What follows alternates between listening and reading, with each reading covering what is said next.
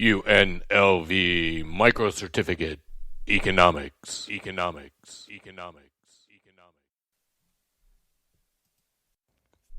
All right, let's start talking about capitalism.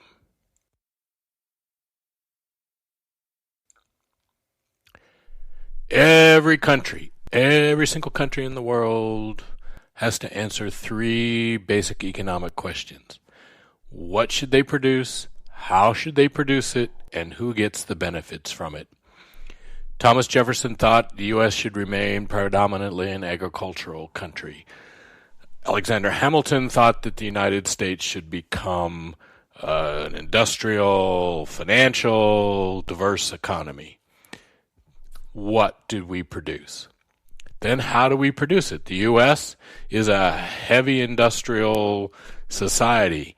We produce everything we can with as much machinery as we can. There are robots in our factories. There are kiosks in our hotels. There are technological advances everywhere, self-driving cars. We build that way. Many other countries in the world, China, headed our way, but they're not our way. They're much more labor-intensive in lots of what they do than we are. A country like Vietnam doesn't have a lot of capital. It doesn't have a lot of machines. What it has is lots of people, and they're going to produce in a different way. And then who benefits from all this? Who gets the money? Are we going to split it up even? Who's going to get the riches that are produced in our country? Big questions.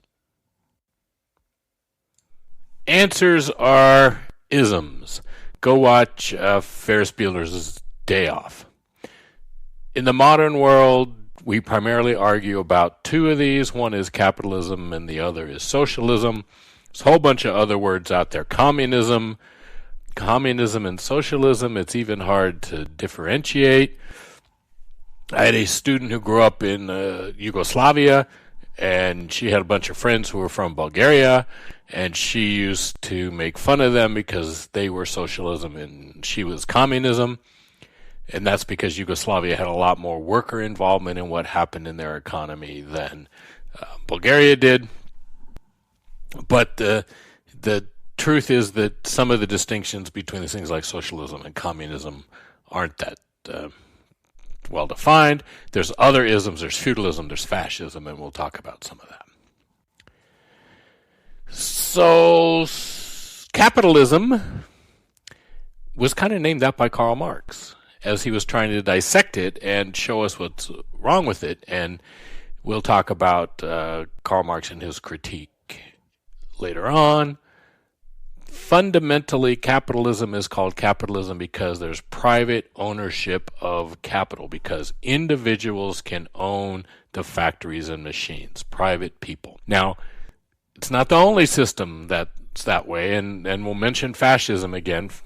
Fascism has private ownership of capital, but it doesn't have the other two. And fascism was Nazi Germany and Italy during World War II. We'll come back to fascism a little bit. So private ownership of capital, markets to do the work. The answers to those three questions, what to produce, how to produce it, and who gets the money from it, those questions are answered by free markets. So some people call capitalism free market capitalism. Some people call capitalism the price system. Some call it a market economy. And then there's a few people who will tell you that capitalism isn't dependent on that, but I don't buy that argument. You can buy that argument if you want. It's up to you. But not on your test. These three things are required for capitalism. And then finally, self-interest motives. And we'll talk about what that means again in a second.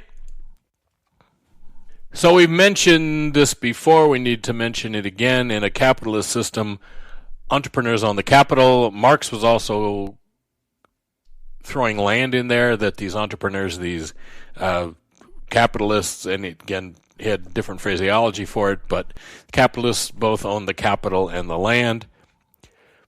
A capitalist benefits from success by taking the risk. If you're the first person to come to Las Vegas and build a 2,000-room hotel where all the other hotels, the older hotels, have a few hundred rooms in them, and you walk in and you build one of the 5 biggest hotels in the world. If that hotel is successful, you're going to become a billionaire, and you're going to set the tone for Las Vegas for the next 40 years. If that hotel is not successful, your investors are going to lose all their money. You're going to lose your money. You're going to lose your chance at success. So entrepreneurs take these risks, and because they're willing to take the risk and they're somehow able to put this together, they benefit more from the success than the other people who are involved. Bill Gates benefits more from Microsoft than people he hired to work for him. Again, here we are, capitalism. Market set prices of goods, the things we buy in the store, the price of those things is set by the market. How much do workers get paid? Well, the market sets that too. The market says LeBron James is worth more than a college professor, and that college professors are paid more than high school teachers, and that people who work in the IT field get paid more than people who clean rooms in the hotels. Those are market set prices, to at least some extent, market set prices. Again, markets, it's all about the buyers and the sellers being able to negotiate on the price. Our old buddy Adam Smith here is the one who says that what matters in life is our own self-interest. And actually other people said it first, but in the contents of this big picture that he's putting out there, people are driven by their own self-interest, and they shouldn't care. If you run into a burning building and save a puppy, it's not because you like puppies or because you're a good person. It's because you think that there's some advantage to you, some benefit to you. It's in your self-interest to save that puppy. It could be your own self-worth. It could be any number of things, but you are interested in saving that puppy because of the benefit to you from saving that puppy. Now, Adam Smith doesn't think that means bad things happen. Adam Smith thinks that means good things happen. You're doing what's best for you. But imagine that you own a restaurant. How are you going to be successful as a restaurateur? Well, you're going to have good food because people want to come back to your restaurant again. You're going to have to offer good prices to get people to come back to your restaurant again. And you're going to have good customer service to get people to come back to your restaurant again. If your food sucks or your prices are high or your service is terrible, people might eat there once to try it and they're not going to eat there again. And they're going to go out and Yelp and burn you, and your business is going to fail. So Adam Smith says that in a market world where there's properly functioning markets, which means there's competition, in this world where there's great competition, people will be led as if by an invisible hand to do what's right for society by doing what's right for themselves. So the invisible hand is competition. It forces people to do what's best for society by following their own self-interest. It aligns those interests. Why do we like capitalism? And most economists like capitalism. We like free markets. We believe in them. Well, first reason is that it has a lot of positive incentives in it.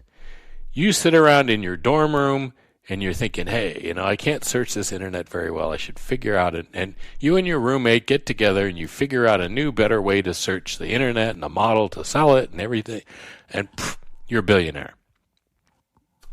Google doesn't exist in a world where there's no incentive. Where if you can't make money off of an idea, why would you come up with a new idea? Why would you waste your time and effort doing that? We encourage people through positive incentives in capitalism. You gain. The better you are at your job, the more money you should make at your job. If you're really good at your job, your boss should want to keep you around, and the way your boss keeps you around is to give you more money. So capitalism is a system that should be based on merit. You should make more the better you do.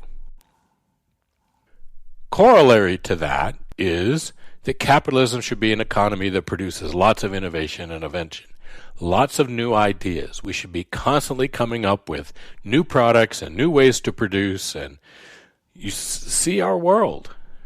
How many things do you keep in your hand that your parents look at you like, what's that? Because it didn't exist. Much of what we walk around with didn't exist 10, 15 years ago. We invent these new things, and every time we invent something new, there's a reward. There's a prize to the person or people who invented it.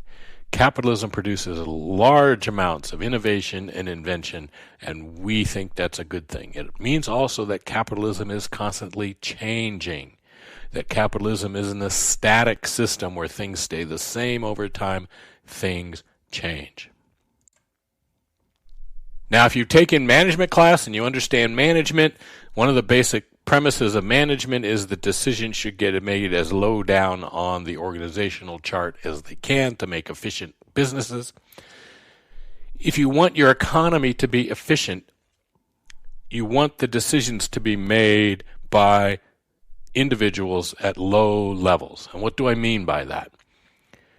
If there are 20 businesses that are all making decisions about what kind of shoes to make, there'll be a wide variety of shoes being produced for consumers. Consumers then get to choose from this wide variety of shoes, and if some of these companies have really good ideas, they'll draw a lot of customers. The other shoe companies will see this really good idea and perhaps copy it, duplicate it, produce.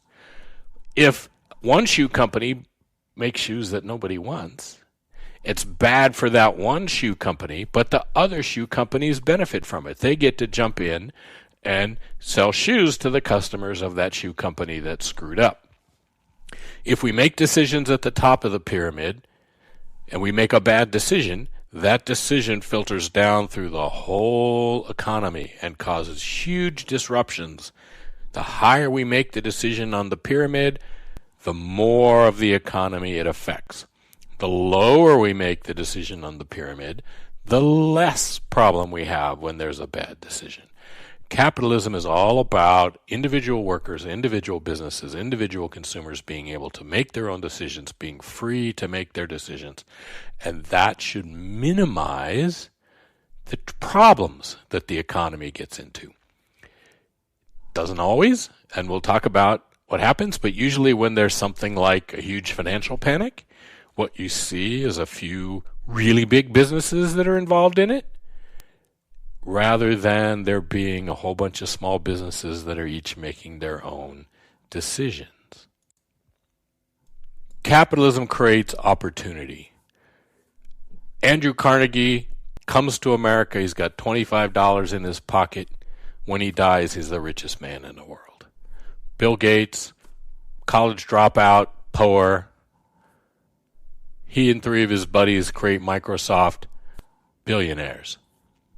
In America, and in capitalist systems in general, it is possible to start at the bottom and make it to the top. And capitalism encourages it. There's other issues, again, we'll talk about. I'm hear some of you saying, hey. But it's much easier to get to the top in a capitalist system than it is generally in other systems. And what we've seen in the world in the last 40 years is that the world has moved more toward capitalism. What we've seen is the big socialist economies in the world open up and become more and more and more capitalist, but they've done so. In fact, all economies in the world are some form of mixed economy. So the United States is mixed capitalism. Russia now is mixed capitalism. We have capitalism and some of these other systems merged together, and the question is, how much capitalism are you and how much not capitalism are you? But this mixed capitalism, this fundamental where capitalism, except where there's a reason not to be, dominates planet Earth. Most of the economies, with a few exceptions like Cuba or in North Korea, have some mixed capitalism in them. A significant part of their economy is capitalism, and countries like the United States, most of the economy is capitalism. Not all, but most. Capitalism does have flaws, and that's what we're going to talk about next.